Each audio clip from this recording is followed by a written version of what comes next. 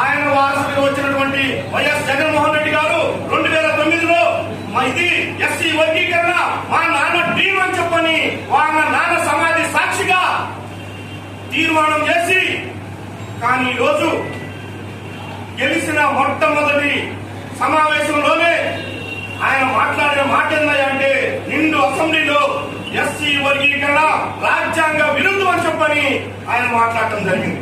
అంటే రాజ్యాంగ విరుద్ధమైనప్పుడు జగన్మోహన్ రెడ్డి గారు ఆయన ఎంపీగా ఉన్నప్పుడు ఆయన ప్రధానమంత్రికి ఒక లేఖ రాశాడు, ఎస్సీ వర్గీకరణ మీద సానుకూలమే పార్లమెంట్ లోనే మాట్లాడతామని చెప్పని.